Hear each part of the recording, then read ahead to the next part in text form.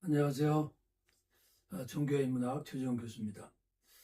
오늘 134강 제목을 인간은 왜 하나님 대신 자신의 생각을 선택하는가 밑에 소제목으로 철학적 대체진리의 탄생 이렇게 말해봤습니다. 제가 지금 시리즈로 대체진리에 대한 강의를 쭉 하면서 지난주에는 대체진리의 그 심리적, 다시 말하면 하나의 말씀 대신 다른 것을 진리를 선택하는 그 원인의 우리의 심리적인 뿌리에 대해서 말씀드렸고요. 오늘은 우리의 생각을 말씀으로 대신한다 라는 면에서 철학적 대체진리다 이렇게 우리 생각해 볼 수 있습니다.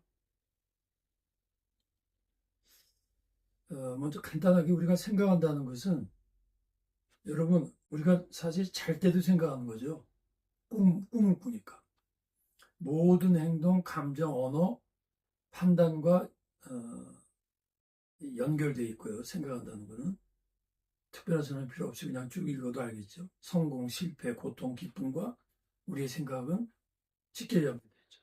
우리 신앙도 생각 없이 신앙도 가질 수 없고, 그래서 이 생각의 연결과 연속성이란 말은 이런 연결들이 해석된다는 거예요. 생각이. 그래서 모든 삶의 영역의 기능, 그런 의미에서 데카르트가 나는 생각한다, 고로 존재한다라는, 물론 다른 면에서 말을 했지만 이렇게도 연결 한번 시켜봤습니다. 생각은 결국 나의 철학이든지, 문제는 뭐냐면 이런 나의 생각이 반복되면 그게 나의 신념이 되고 결국 나의 철학이 되죠. 우리가 하루에도 많은 생각을 하는데 그 생각을 떠나서 살 수 없죠. 이런 반복된 생각은 우리의 가치관을 만들고 가치관이 우리의 철학이 되는 거예요. 그래서 제가 말한 이 오늘 조금 물론 철학이 크게 네 가지로 말을 하겠지만은 대체주의 철학에 결국 우리 이런 의미에서도 우리 각자가 자기 철학을 갖고 사는 거죠. 예? 그래서 우리 흔히 나이가 들면 고집이 세진다는 말인데 좀 이렇게 근사하게 표현하면 자기 철학에서 안 움직인다는 의미를 포함한다고 하시죠. 그래서 근데 우리 철학이라는 게 뭐냐? 디카르트는 나는 생각한다고 존재한다는데 같은 시대에 살았는데 이분은 파스칼인데 뭐라 그러냐면 인간은 생각하는데 생각하는 존재인데 생각하는 갈대다. 이건 뭘 의미할까요? 우리의 생각이 만든 철학은 갈대만큼 약하다는 거예요. 항상 흔들리잖아요. 우리 생각이 흔들리고 내가 옳은가 틀린가 행동하면서도 흔들리고. 근데 이렇게 흔들리는 갈대 같은 우리의 생각으로 우리는 선택과 행동을 결정합니다. 하나님께서 인간에게 이성을 주셨기 때문에 생각하는 것 자체가 잘못 아니죠. 우리에게 생각하는 사람이 되라고 이성을 주신 거예요. 문제는 인간이 단순히 생각을 사용하는 것이 아니라 자신의 생각을 하나님 말씀보다 더 신뢰하는 데 있다는 거예요. 이게 대체 진리고 이것이 철학적 대체 진리라. 철학이라서 뭐 거창한 게 아니고 나의 생각이 하나님 말씀을 대신하는 걸, 그리고 나의 생각은 나의 철학이니까 결국은 이런 의미에서 우리가 이렇게 자신의 생각을 하나님 말씀보다 더 수용하는 것이 바로 대체 진리다. 그리고 이러한 대체 진리는 크게 네 가지 형태로 나타나는데 인간의 이성을 통해 여기 철학적 대체 진리예요. 사회 대정을 통해 사회적 대체 진리예요. 문화 시대를 통해 문화적 대체 진리예요. 종교 통해 종교적 대체 진리. 그래서 이렇게 말할 수 있어요. 하나님 말씀 대신하는 대체 진리 네 가지 크게, 뭐 요것만 있는 건 아니지만 철학적 대체 진리, 바로 조금 전에 설명한 거를 사회적 대체 진리, 문화적 대체 진리, 종교적 대체 진리.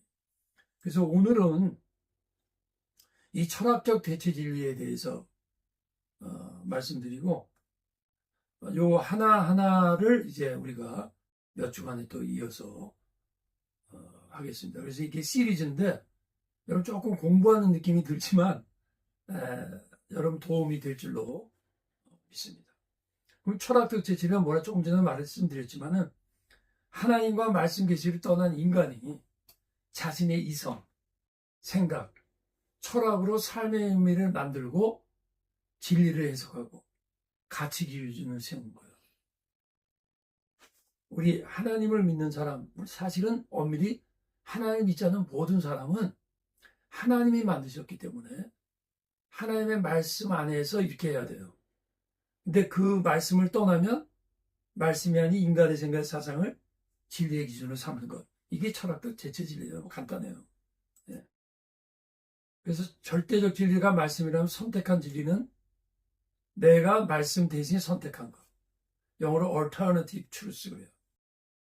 절대적인 건 absolute, 말씀을 말한다. 그래서 이 철학적 대진리에 대해서 특징을 몇 가지 더 생각해 보면 인간이 스스로 답을 만드는 거예요. 문제의 답을. 그게 답이 해답이라는 의미가 아니라 내 나름대로 문제 해결하는 답을 만드는. 그러니까 말씀을 떠난 기준이 나의 생각이니까 그 생각 안에서 스스로 답을 만드는 거예요. 그럼 어떻게 되죠? 때로는 풀려요. 때로는 생각대로 돼. 그러니까 자기 생각을 믿게 되는 거예요. 다 틀리면 행동하겠습니까? 네. 근데 이 틀리는데 맞는 것도 있고 틀리는 것도 있는데 아주 본질적인 아주 하나님의 입장에서 보면은 다 틀린 거예요. 이게 무슨 말씀이에요? 맞는 게 있다면서 왜 틀리냐? 그게 뭐냐면 하나님 안에서 생각하지 않은 거는 설령 자신의 생각대로 인생이 펼쳐져도 하나님이 인정하는 게 아니기 때문에 틀린 거예요. 그렇죠? 무슨 말인지 알죠? 이건 거예요. 이 자녀가 있는데 부모님이 자녀한테 원하는 어떤 말 그대로 규칙이 있어요. 근데 자녀가 그걸 떠나갖고 자기 마음대로 산단 말이야. 근데 어떨 때 일이 돼. 돈도 벌고 성공할 수도 있어요. 근데 부모님 입장에서 볼 때 걔가 살아가는 방식이 뭐 부모님 물론 틀릴 수 있지만 본인이 정한 규정에서 벗어나면 성공이 아니다 그 얘기예요. 물론 인간의 부모는 잘못이죠. 하나님 앞에서는 우리가 스스로 사는 것 자체가 다 틀린 거예요. 성공 실패에 대해 성공했기 때문에 나는 옳게 살았다. 성공했기 때문에 내 삶이 옳다. 그거는 본인의 생각이에요. 네. 그래서 자신의 그 다음 단계는 설명하기 위해서 신화 만들고 인간 철학 만들고 인형을 만들고 네. 그 선택 원인은 뭐냐면 하나님을 떠나면 미래를 알 수 없고 삶의 의미를 자꾸 중요한 문제 마주하는데 하나님 말씀보다는 눈에 보이고 이해되는 이성과 철학을 선택하게 됩니다. 제가 여러분도 아마 유튜브에서 보신 분이 많으실 텐데 서울대 교수님이 그 유튜브 간단하게 했는데 죽음학이라는 본인께서 굉장히 자기가 언젠가 죽는다는 것에 대해서 뭐 많은 사람들이 생각하지만 그 정도가 아니라 불면증을 가질 정도로 심각하게 죽음에 대한 염려와 두려움이 있었나 봐요. 결론만 말씀드리면. 근데 결국 본인이 다 이 환자들, 또 근사 체험한 사람들 수백 건을 조사해 본 결과 죽음 후에 다른 영역, 다른 세계 보고 왔다. 그리고 미국의 심리학자, 의사, 뭐 여러 15명의 대표적 의사들이 정식 발표를 했어요. 그게 뭐냐면 단순한 연구가 아니라 모든 통계, 자료를 통해서 뭘 말하냐면 근사 체험하고 병중에 있다가 죽었다 다시 이런 모든 사람의 25%가 죽음 후에 세계가 있다. 네. 의학적으로도 이제는 죽음을 우리가 죽음으로 끝나지 않는다라는 거죠. 이 성경 말씀 말하는 거죠. 네. 그러면 철학적 대체질의 위험이 뭐냐? 이제까지 말한 게 이렇게 약간 반복돼요. 하나님의 계시가 아니라 인간의 이성 개인의 경험, 주관적 판단이 되는 거예요. 그러나 이런 대체 철학은 하나님을 대신할 궁극적 진리를 제시하지 못해요. 조금 제가 예를 들었죠.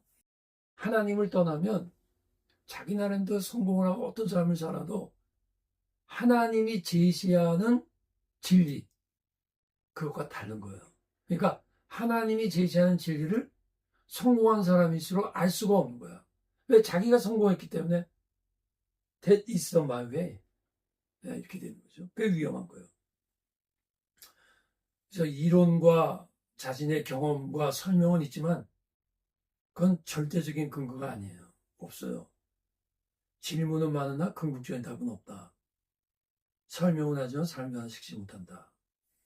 그래서 이제 이 철학적 대체 진리의 이 네 가지가 조금 딱딱하지만 이거를 오늘 빠른 시간에 해보요. 합리주의 뭐예요? 이성을 절대화하는 거예요. 무신론. 하나님을 제거한 대체진리예요.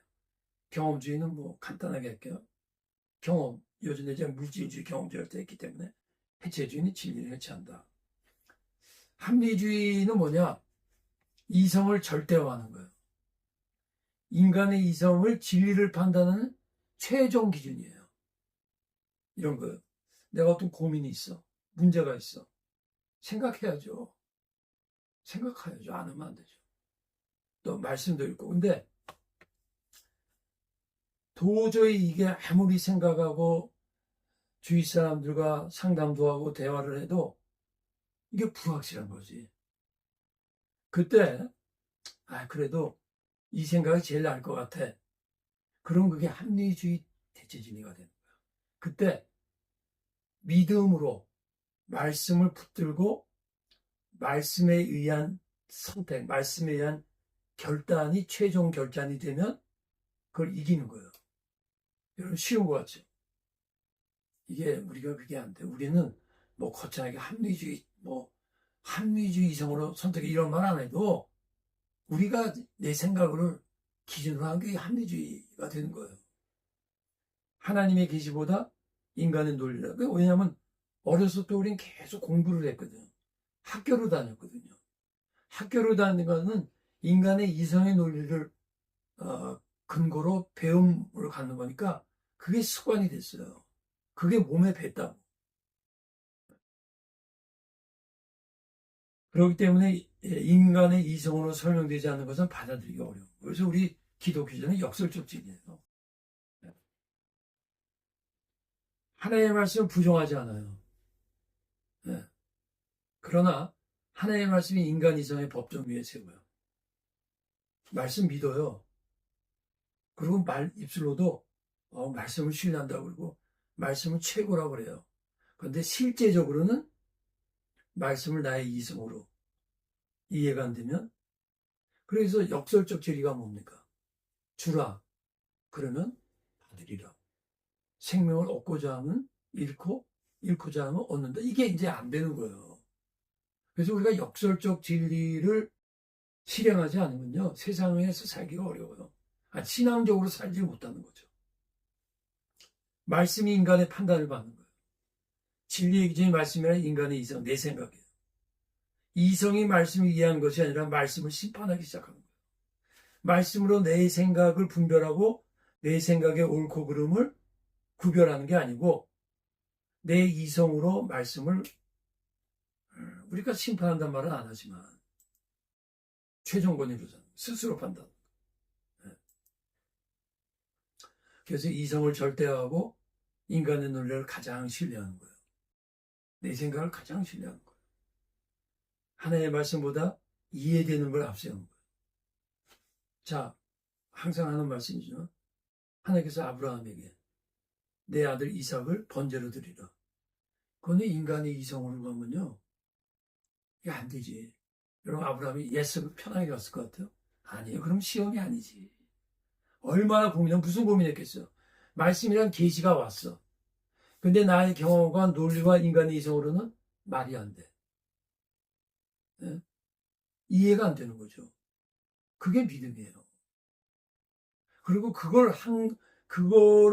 근데 그 내용이 아들이니까 굉장히 어려운 거죠.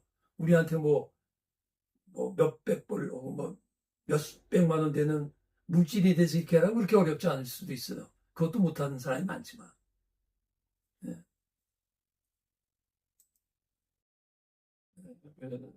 그래서 이거 합리주의 철학은 인간의 생각과 진리의 기준을 만들었는데 대표적인 것이 합리주의, 관념론, 실존주의.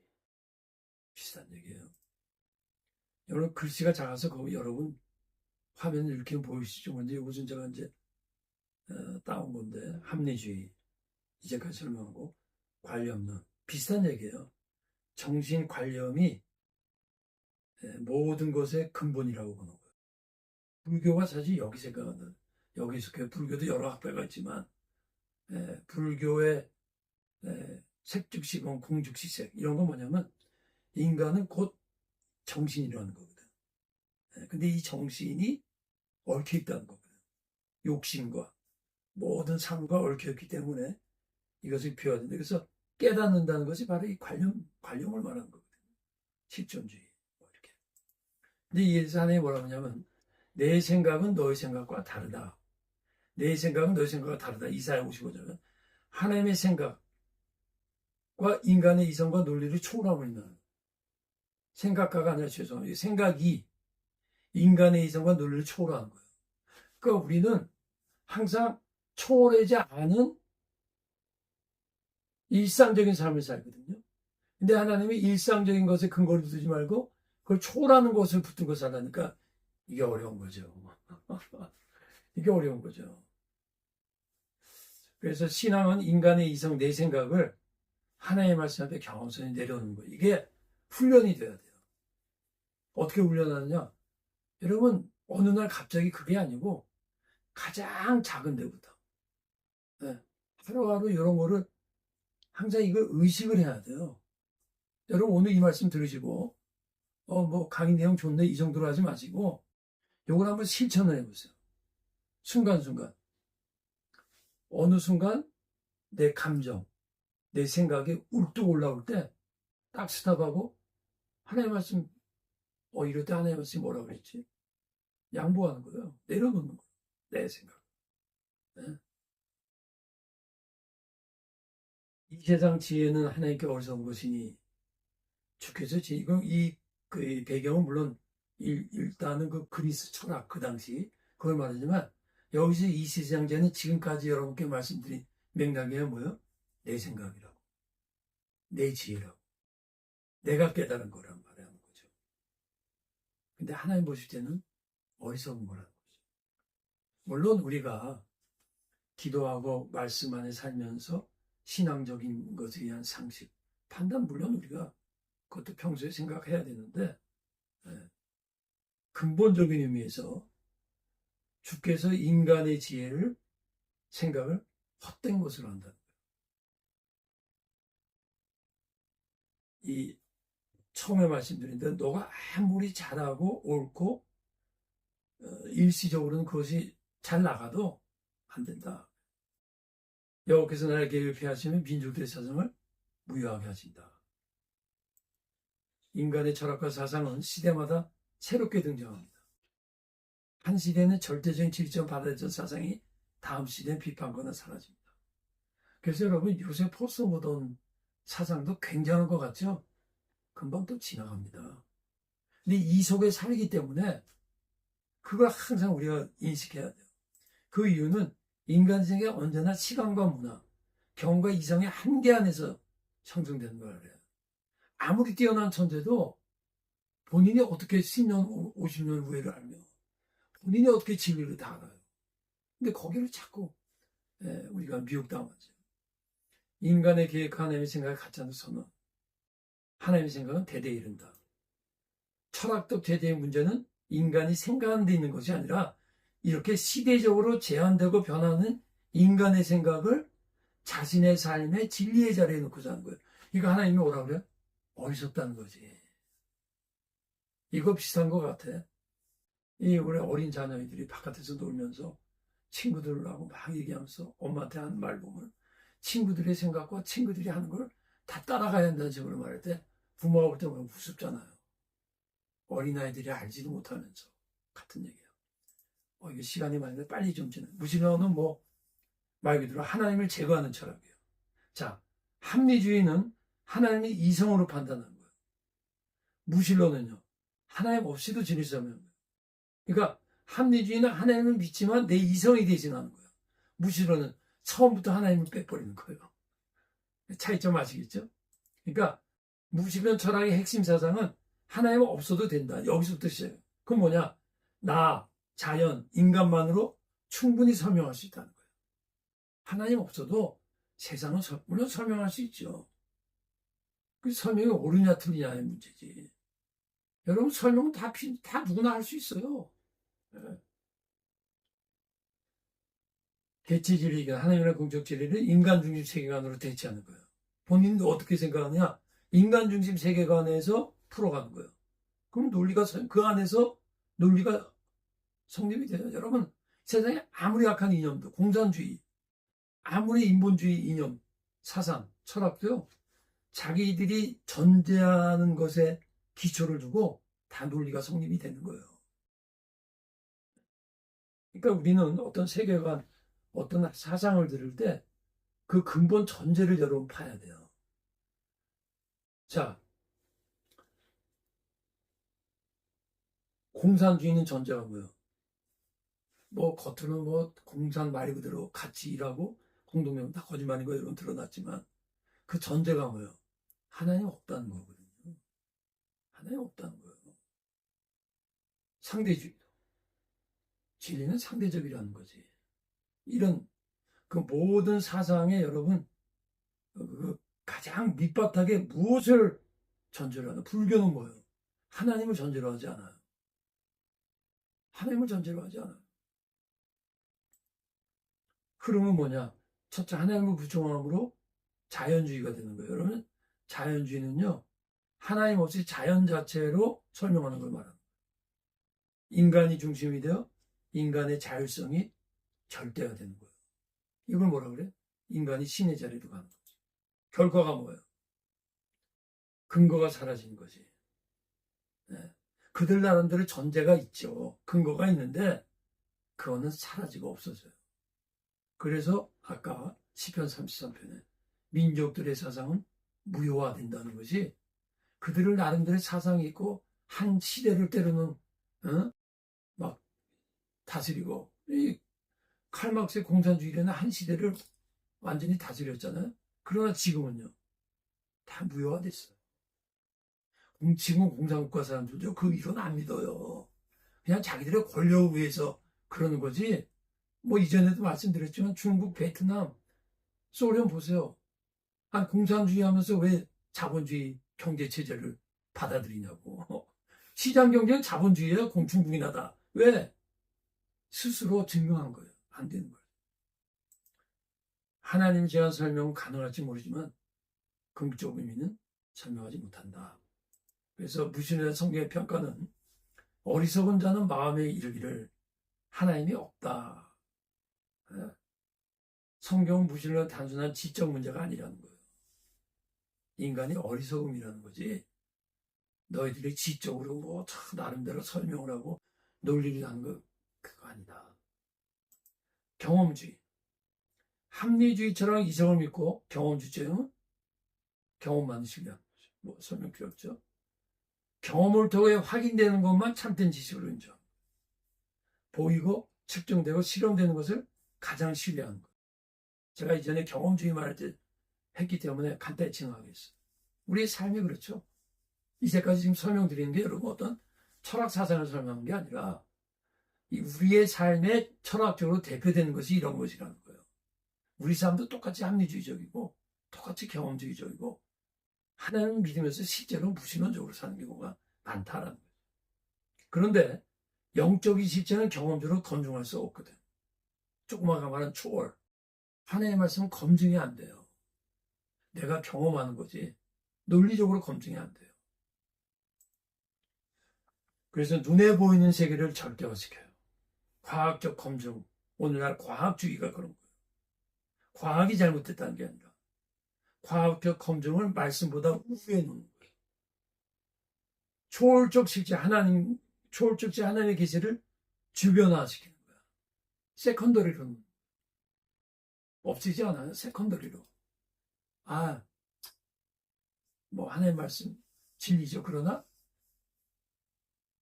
내 경험이 우선시 되는 거지. 성경은 우리는 보는 것으로 행하지 않냐고 믿음으로 행한다. 보는 것으로 행한다는 게 뭡니까? 경험이죠. 그러나 믿음으로 행한다. 이것은 너희들이 보는 것을 행하고 있다라는 말을 간접적으로 암시하는 거죠. 정말로 그들이 믿음으로 행하면 이 말을 할 필요가 없어요. 그래서 경험주는 현미경 같이 검증하고 보아야 믿는다고 주장하지만 성경은 믿음으로 볼 수 있다고 말합니다. 여러분, 우리가 이런 그림에 나와 있는 대로 현미경 중요하죠. 분석 그거 하지 말자는 게 아니라 그것으로 증명이 안 되면 안 믿어요? 그게 바로 경험주의예요. 현미경으로 하나님이 증명됩니까? 안 되니까 안 믿는다는 거지. 근데 성경은 뭐냐면 우리가 믿음을 갖고 있으면 현미경으로 안 보이는 게 보인다는 거예요. 예. 마지막으로 해체주의 철학. 진리를 해체하는 거예요. 예, 무신론하고 거의 비슷한데 조금 이것은 철학적으로 이론적으로 이렇게 성립을 시켰어요. 절대적 진리는 없다. 모든 것은 해석일 뿐이다. 모든 것은 해석이라는 거예요. 각자의 해석이 곧 진리가 되는 거예요. 그러니까 상대주의와 해체주의는 아주 동전의 양면입니다. 권위 전통도 끊임없이 해체돼야 된다라는 걸 주장해요. 그래서 성경도 여러 해석이라기보다 여러 경전 중에 하나로 봐요. 많은 종교들의 중에 하나로 봐요. 왜냐하면 그 성경은 뭐냐면 유대 민족이 그들이 믿는 하나님으로부터 해석된 거거든. 불교는 인도에서 그 문화권에서 석가모니를 통해서 해석된 인생의 진리라는 거지. 그건 뭐냐? 상대주의가 되는 거죠. 그러니까 성경 같은 거를 너네 이 성경을 이렇게 말하는 거예요. 우리가 해석한 진리라 이렇게 말하는 거예요. 그럼 어떻게 되죠? 보편성이 없어지는 것이에요. 아, 그것은 믿는 자에게만 진리구나. 믿지 않는 사람은 진리가 아니냐. 그럼 뭐가 돼요? 그건 성경 믿을 필요가 없지. 네. 그래서 개인의 경험과 해석을 절대화시켜요. 결국 말씀드린 대로 상대성이 추구되죠. 해체주의 철학. 일반적으로 절대적인 권위를 해체하고 모든 의미와 진리는 끊임없이 해석될 뿐이라고 보는 거예요. 그래서 특징이 진리, 객관적인 것보다는 해석이 우위예요. 네. 인간의 해석에 의해서 결정되는 거예요, 진리가.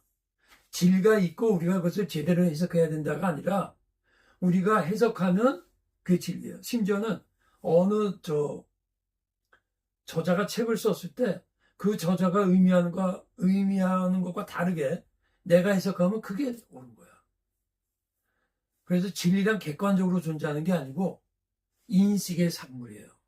사람이 만들어낸 거야. 교묘하잖아요. 그래서 아까 말씀드린 성경은 수많은 정절 중에 하나로 해석합니다. 결과가 어떻게 될까요? 다원주의, 혼합주의가 되는 거예요. 결과는 탈종교, 종교 자체도 결국 인간이 해석한 거니까 특별히 종교 믿을 수 없겠네? 이렇게 되는 거예요. 이건 비슷한 얘기니까. 해체주의에 대한 성경의 대답은 뭐냐? 푸른 마르고 꽃은 신다 우리 안에 말씀은 영원히 서리라. 말씀이 영원하다는 건 단순히 말씀의 영구성이 아니라 말씀이 객관적 진리이기 때문에 영원하다는 거예요. 여러분, 객관적이 아닌 것은 변해요. 객관성이 없는 것은 시간이 지나면 없어진다고. 그러니까 해체주의야말로 너희도 해체된다는 거예요. 말씀을 해체시키는 너희 해체주의가 결국은 해체될 거야. 그것이 민족들의 사상은 소멸된다는 거예요. 그럼 해체주의 발생 원인이 뭐냐? 요거는 맞는 말이 많아요.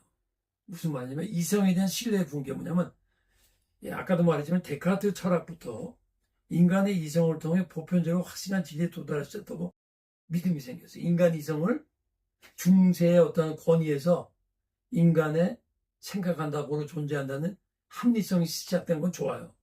근데 그게 발전하다 보니까 그걸 신뢰하게 됐어요. 예? 근데 1, 2차 대전이 일어나면서 인간의 이성에 대한 회의, 폭력, 모순을 가져지면서 인간의 이성 우리가 믿었는데 믿을 거 없네. 여기까지는 잘한 거야. 여기까지는 잘했는데 그거에 대한 반박으로 다 때려부신 거예요. 근대의 이성 중심적 표준에 대한 반작용 여기까지는 일리가 있어요. 그러다 보니까 뭐야? 권위를 다 부시는 거예요. 이제까지 있던 국가, 교회, 학문, 전통 등을 여러 문제가 또 사실 있거든요. 결국 종교전의 권위에 대한 신뢰를 붕괴시키고 이런 권위 자체를 비판적으로 분석하는 이것이 다 잘못된 것만은 아니에요. 해체주의가. 이것 때문에 일방적인 권위주의, 소위 말하는 권력, 전통주의, 교리주의 어떠한 그런 거 있죠. 이게 진리였기 때문에 이것은 영원한 거야. 질문하지 마. 무조건 순종해. 그거에 대한 반발이에요. 그건 잘했는데 문제는 그렇다고 다 때려 부신 거예요. 그 극단적인 표현이 뭐냐? 미셸 푸코라는 사람이 진리라고 불리는 것은 권력이 만들어낸 것일 수도 있다. 진리라는 것은 이게 단순히 정치 권력이 아니에요. 교회는 종교 권력, 정치 권력, 권력들이 이게 진리니까 따라와 이렇게 만들었다고 이 사람이 사실 말했어요. 그래서 결론적으로 이제까지 말한 합리주의는 진리의 기준이 이성이고 재진리로서의 계시가 아닌 논리고 무신론은 인간과 자연이 기준이고 인간이 대체진리고 경험주는 감각하면 계시보다 경험 개인의 해석이 진리의 기준이고 그것이 곧 진리고 절대 진리가 상미하다. 이 네 가지 진리의 공통점이 있어요. 진리의 최종 권위는 하나님이 아닌 인간의 이성과 권위를 부정하면서 스스로 반복하는 게 뭐냐? 이 해체주의들도 이성의 근거에서 반대하는 거거든요. 본인들이 이성이 잘못됐다 때려 부시면서 그럼 너희들 때려 부시는 건 무슨 근거냐? 하나의 말씀이 아니라 해체주의라는 이론이니까 그 이론도 이성이죠. 왜 그래요? 인간의 문제를 모르는 거예요. 네, 여기까지 하겠습니다. 감사합니다.